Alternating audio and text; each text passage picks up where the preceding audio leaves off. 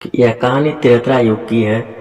उस समय श्रवण कुमार नाम का एक बालक था। उसके माता पिता अंधे थे और उन्होंने श्रवण कुमार को कई मुसीबतों का सामना करते हुए पाला था। श्रवण कुमार बचपन से ही अपने माता पिता का बहुत आदर करता था। जैसे जैसे श्रवण कुमार बड़ा होता गया, उसने घर की जिम्मेदारी अपने कंधों पर ले ली। वह रोजाना सुबह उठकर सबसे पहले अपने माता पिता को स्नान कराने के लिए तालाब से पानी भरकर लाता था। उसके बाद वह तुरंत जंगल की ओर लकड़ियां बीनने जाता। फिर लकड़ियां लाने के बाद श्रवण चूल्हा जलाकर माता पिता के लिए खाना बनाता था। श्रवण को इतनी मेहनत करते देख उसकी माँ हमेशा उसे टोकती थी। वह कहती थी, श्रवण बेटा, तुम इतना सारा काम अकेले क्यों करते हो? खाना तुम मुझे बनाने दिया करो, मैं आसानी से बना लूंगी। इसके बदले तुम थोड़ा आराम कर लिया करो। माँ की इन बातों को सुनकर श्रवण कहता, नहीं माँ, मैं ये सारे काम आप लोगों के लिए ही तो करता हूँ। भला अपने माँ बाप के लिए किए गए कर्मों से कैसी थकान, उल्टा मुझे तो खुशी मिलती है। श्रवण कुमार की इन बातों को सुनकर उसकी माँ भावुक हो गई। वो रोज भगवान से प्रार्थना करती, हे प्रभु, अपना ध्यान रखने वाला श्रवण जैसा बेटा हर माता पिता के घर में पैदा हो। श्रवण के माँ बाप नियमित रूप से भगवान की आराधना करते थे। वह उनके लिए फूल या पूजा की यानी सामग्री लाता, फिर खुद भी बिना देर किए माता पिता के साथ पूजा में शामिल हो जाता था। श्रवण कुमार धीरे धीरे बड़ा हुआ और जल्दी से घर के कार्यों को खत्म करके बाहर काम पर निकल जाता था। एक दिन श्रवण कुमार अपने माता पिता के साथ बैठा था। तभी उन्होंने श्रवण कुमार से कहा, बेटा, तुमने हमारी हर ख्वाहिश पूरी की है। अब हमारी केवल एक ही इच्छा है जिसे हम पूरी करना चाहते हैं। यह सुनकर श्रवण कुमार ने उनसे पूछा, ऐसा कौन सी इच्छा बाकी है जिसे केवल आप पूरा करना चाहते हैं? आप केवल आदेश दें, मैं आपकी हर ख्वाहिश को पूरा करूंगा। इस पर श्रवण कुमार के पिता ने कहा, बेटा, अब हम बूढ़े हो चुके हैं और हम चाहते हैं कि मरने से पहले तीर्थ यात्रा के लिए जाएं। भगवान के शरण में जाकर हमें सुकून की प्राप्ति होगी। अपने माँ बाप की बात सुनकर श्रवण कुमार सोचने लगा कि वह उसकी इस इच्छा को कैसे पूरा करेगा। उस समय बस या ट्रेन की सुविधा नहीं थी, साथ ही उसके माता पिता देख भी नहीं सकते थे। ऐसे में उन्हें तीर्थ यात्रा कराना भला कैसे संभव हो पाता। तभी श्रवण कुमार को एक तरकीब सूझी।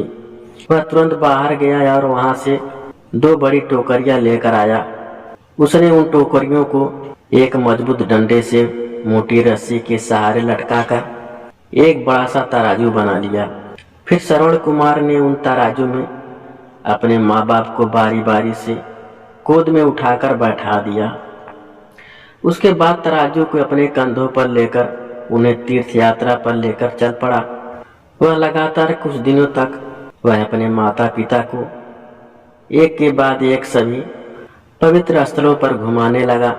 इस दौरान श्रवण कुमार ने अपने माता पिता को प्रयाग से लेकर काशी तक के दर्शन कराए। माता पिता को घुमाते समय श्रवण कुमार उन्हें उन जगहों के बारे में भी बताते, क्योंकि वह आंखों से उस दृष्टि को नहीं देख सकते थे। अपने बेटे की मेहनत को देख उसके माता पिता बहुत खुश थे। उन्होंने एक दिन श्रवण कुमार से कहा, बेटा, हम देख नहीं सकते, लेकिन कभी भी हमें इस बात का दुख नहीं हुआ। तुम हमारे लिए हमारी आंखें हो। तुमने हमें जिस तरह सारे पवित्र स्थानों की कथा सुनाकर उसके दर्शन कराए हैं, ऐसा लगता है जैसे कि हमने सच में प्रभु के दर्शन अपनी आंखों से किया हो। अपनी माता पिता की बातें सुनकर श्रवण कुमार ने कहा, आप लोग ऐसी बातें ना करें। बच्चों के लिए माता पिता कभी भी बोझ नहीं होते हैं, यह तो बच्चों का धर्म होता है। एक दिन श्रवण कुमार आराम करने के लिए अयोध्या के पास अपने माता पिता के साथ रुका। तभी उसकी माँ ने पानी पीने की इच्छा जताई। श्रवण को पास में ही एक नदी दिखाई दी। उसने अपने माता पिता से कहा, आप दोनों यहाँ आराम करें, मैं आप लोगों के लिए अभी पानी लेकर आता हूँ। नदी के पास पहुंचकर श्रवण कुमार कमंडल में पानी भरने लगा। उसी जंगल में अयोध्या के राजा दशरथ भी शिकार के लिए पहुंचे थे। पानी में हलचल की आवाज सुनकर उन्हें लगा कि कोई जानवर पानी पीने आया है। उन्होंने बिना देखे केवल ध्वनि सुनकर ही अपना तीर चला दिया। दुर्भाग्य से वह सीधे श्रवण कुमार को लगा। तीर लगते ही वह चीख पड़ा। उसके बाद राजा दशरथ जब अपने शिकार को देखने पहुंचे तो वहां श्रवण कुमार था। वो तुरंत श्रवण कुमार के नजदीक पहुंचे और कहा, मुझसे बहुत बड़ी भूल हो गई, मुझे माफ कर दीजिए। मुझे बिल्कुल नहीं पता था कि यहाँ कोई मानव होगा। मैं इस गलती का पश्चाताप करने के लिए क्या करूं कि तुम मुझे माफ कर दो। तभी कराते हुए श्रवण कुमार ने कहा, यहाँ से थोड़ी ही दूर जंगल में मेरे माता पिता बैठे हैं। उन्हें काफी प्यास लगी है। आप उन तक यह पानी पहुंचा दीजिए और मेरे बारे में उन्हें सब कुछ भी बताइए। इतना कहते कहते श्रवण कुमार की सांसें रुक गई। श्रवण कुमार की मौत से राजा दशरथ सुन्न पड़ गए। किसी तरह वह श्रवण कुमार के बताए अनुसार जल लेकर उनके माता पिता के पास पहुंचे। श्रवण के माता पिता अपने बेटे की आहट को बखूबी पहचानते थे। जब राजा दशरथ उनके करीब पहुंचे तो उन्होंने आश्चर्य से पूछा, तुम कौन हो और हमारे श्रवण कुमार को क्या हुआ, वह क्यों नहीं आया? राजा दशरथ उनके सवालों का जवाब नहीं दे पाए। उन्होंने चुपचाप पानी उनकी तरफ बढ़ा दिया। तभी श्रवण कुमार की मां ने चिंतित स्वर में जोर जोर से कहा, तुम कौन हो और मेरा बेटा कहाँ है, ये बताते क्यों नहीं हो? श्रवण की मां की चिंता देखकर राजा दशरथ ने कहा, मां मुझे माफ कर दीजिए। शिकार करने के लिए मैंने जो तीर चलाया था वो सीधे आपके बेटे श्रवण कुमार को लग गया। उसने मुझे आप लोगों के बारे में बताया, इसीलिए मैं यहाँ पानी लेकर आया। इतना कहकर राजा दशरथ चुप हो गए। राजा दशरथ की बात सुनकर श्रवण कुमार की मां जोर जोर से रोने लगी। उन दोनों ने अपने बेटे की मौत के गम में राजा दशरथ के लाए हुए पानी को हाथ तक नहीं लगाया। श्रवण के पिता ने तभी राजा दशरथ को पुत्र वियोग का श्राप दे दिया।